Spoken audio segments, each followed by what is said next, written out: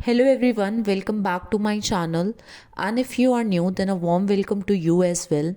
So today in this video, I'm going to explain you the poem Smoke Bloom by Nadia Anjum. First, I'll explain you the text of the poem. After that, I will tell you little about the theme. Then I'll provide you the entire summary. So without any further ado, let's get started.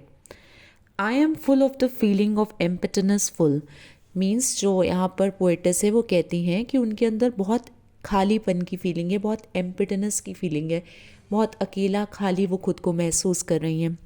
N abundant famine boils me in my soul fevered fields.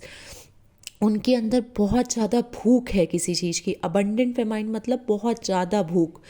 और boils me in my soul fevered fields, देखिए यहाँ पर 3 शब्द हैं. Soul fevered fields. Soul मतलब वैसे तो आत्मा होता है, लेकिन यहाँ पर मतलब है अंदर से. सोल फीवर्ड फील्ड्स मतलब अंदर, जो मेरे अंदर फीवर्ड मतलब जो हाइटेंड इमोशंस हैं, जो हाई इंटेंसिटी वाले इमोशंस हैं. और फील्ड्स मतलब बहुत ज़्यादा अमाउंट में. फील्ड्स मतलब जैसे खेत बड़े बड़े होते हैं, वास्ट होते हैं, तो बहुत ज़्यादा अमाउंट में. ये मेटामॉर्फिकल लैंग्वेज है, तो ये डायरेक्ट नहीं कह रहे आपसे, इन शब्दों के माध्यम से कहना चाह रहे हैं. And this strange waterless boiling, और ये जो बिना पानी के मेरे अंदर जो बॉइलिंग हो रही है, जो मैं इतना इमोशनल होके इतना ज़्यादा सोच रही हूँ, या इतने इंटेंस मेरे अंदर फीलिंग्स हैं, startles the image in my poem to life. इसकी वजह से ही मैं पोएम लिख पा रही हूँ ये वाली.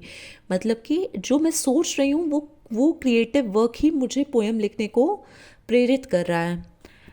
आई watch the new living picture appearless rose. मुझे एक न्यू लिविंग पिक्चर दिखाई दे रही है. पीयरलेस रोज़ मतलब ऐसा रोज़ जिसका कोई कंपैरिजन ही नहीं है. पीयरलेस मतलब जिसका कोई मैच नहीं, कोई कंपैरिजन नहीं. मतलब इतना खूबसूरत रोज़ मुझे दिखाई दे रहा है. Blush across the page, page के आसपास ब्लश कर रहा है. But barely has she first breath, लेकिन शायद ही उसने पहली ब्रेथ ली. मतलब बहुत कम टाइम के लिए था वो, एकदम से आया और चला गया. कुछ एक सांस ही ली और वो गायब हो गया. When streaks of smoke begin, और उसने जैसे ही एक सांस ली, स्मोक बिगिन मतलब एक धुआं आया. धुएं के स्ट्रीक्स मतलब थिन लाइंस पड़े.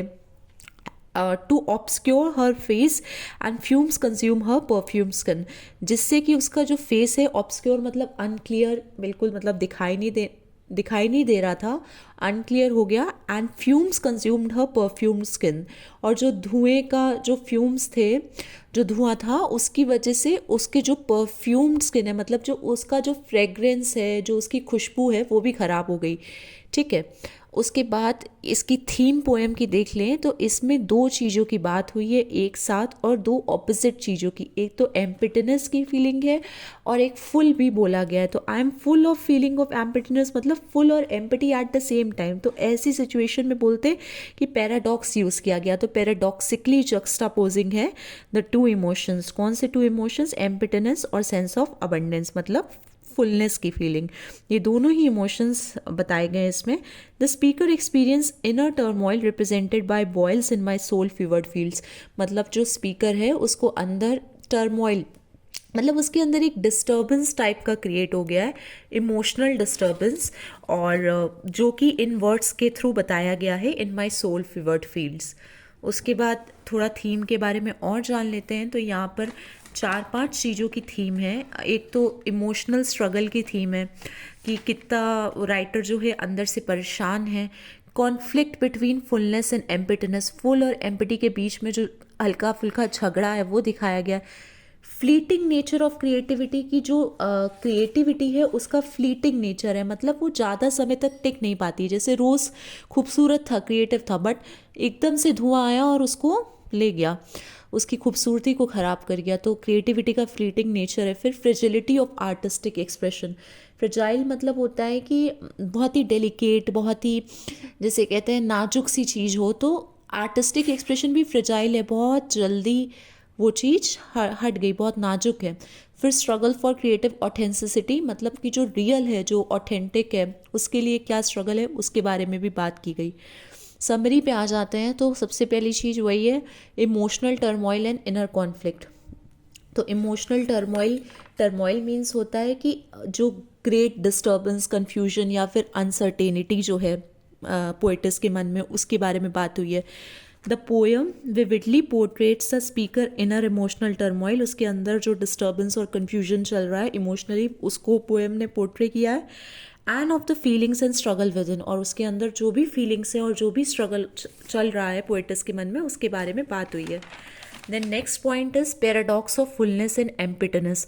तो वही चीज़ मैं ऑलरेडी एक्सप्लेन कर चुकी हूँ कि इसमें दो टाइप के इमोशंस बताए गए, एक फुल का, एक एम्पिटी का, साइमल्टेनियसली एक साथ बताए गए, conveying the complexity of human emotions, जिससे कि ह्यूमन इमोशंस की कॉम्प्लेक्सिसिटी कन्वे हुई है कि कितने कॉम्प्लेक्स है। मतलब हम लोग सिंपल इमोशंस नहीं होते, हमारे अंदर कॉम्प्लेक्स होते हैं और हम लोग एक साथ दो तरीके की चीज़ों को भी एक्सपीरियंस कर सकते हैं। फिर फ्लीटिंग ब्यूटी ऑफ क्रिएटिविटी, मतलब जो क्रिएटिविटी है वो फ्लीटिंग है, बहुत ज़्यादा समय तक नहीं रुकने वाली है। The imagery of the blooming rose symbolises creative inspiration but this beauty is short lived, मतलब बहुत कम समय तक है। पोएम में भी एक लाइन आई है ना कि हैज शी फर्स्ट ब्रेथ, मतलब अभी उसने एक सांस भी नहीं ली। Overshadowed by challenges and doubts, मतलब कि जो क्रिएटिव इंस्पिरेशन है, जो खूबसूरत सा रोज़ दिखाया गया है, ये ब्यूटी बहुत शॉर्ट टर्म तक रह गई और ओवर शैडोड हो गई by challenges and doubts. Overshadowed मतलब कि कोई और उससे भी इम्पॉर्टेंट चीज़, या उस इम्पॉर्टेंट नहीं, उससे भी प्रोमिनेंट या डोमिनेंट चीज़, मतलब उससे ज़्यादा हावी होने वाली चीज़ उसके ऊपर आ गई। वो क्या थी? चैलेंजेस और डाउट्स। कहने का ये सेंस है कि जब कोई आप कुछ क्रिएटिव करते हो, लेकिन अगर आपके अंदर चैलेंजेस हैं, डाउट्स हैं, और आप मतलब आप चैलेंजेस फेस करते हो और डाउट्स भी हैं, तो ये सब चीज़ें हावी हो जाती हैं और आपकी क्रिएटिविटी को ख़राब करती है। मतलब अगर आप बहुत सोचते हो तो आप उतनी क्रिएटिविटी नहीं दिखा सकते हो, उतने अच्छे से अपने वर्क को नहीं कर सकते हो, क्योंकि आप अगर आप बहुत ज़्यादा सोचोगे तो आप अपना बेस्ट उस चीज़ में नहीं दे पाओगे। आपको अगर कोई चीज़ क्रिएटिव करनी है तो आपको चैलेंजेस, डाउट्स और ये बहुत ज़्यादा ओवर थिंकिंग, इन सब से बचना है, उस बारे में बात की गई है। फिर obstacles and negative influences, the poem depicts how negative influences, doubts and challenges quickly obscure the initial beauty of speaker creative expression. तो वही बात है कि जो नेगेटिव इन्फ्लुएंसेस हैं, लोगों के जो नेगेटिव असर हैं, जो डाउट्स हैं, जो चैलेंजेस है, उससे बहुत ही जल्दी हमारी जो क्रिएटिविटी है और जो इनिशियल ब्यूटी है किसी भी चीज़ की, वो ख़त्म हो जाती है, ऑब्सक्योर हो जाती है, मतलब अनक्लियर हो जाती है और दिखाई नहीं देती। फिर transient nature of artistic expression, की जो आर्टिस्टिक एक्सप्रेशन है उसका काफ़ी ट्रांजिएंट नेचर है, मतलब बहुत जल्दी वो चीज़ ख़त्म हो जाती है। It highlights how creative inspiration can be easily consume by और overshadowed by life's adversities. अगर किसी के जीवन में बहुत दुख है, बहुत एडवर्सिटीज़ यानी दुख और कष्ट है किसी के जीवन में, तो वो चाह के भी उतना क्रिएटिव नहीं हो सकता है, वो अपना बेस्ट दे ही नहीं पाएगा। तो लाइफ की जो एडवर्सिटीज़ है वो हमारी क्रिएटिविटी को कहीं ना कहीं हमसे छीन लेती हैं। ये पोएम का मीनिंग था। I hope I am clear. और इस पोएम के नोट्स मैंने अपने इंस्टाग्राम पेज litnotes.2023 पे अपलोड कर दिए हैं। मैं नोट्स का लिंक भी डिस्क्रिप्शन बॉक्स में आपको भेज दूँगी।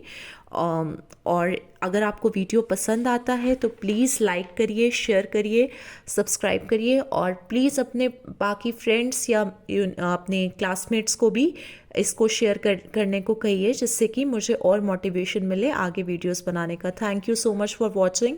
Keep supporting. Bye bye.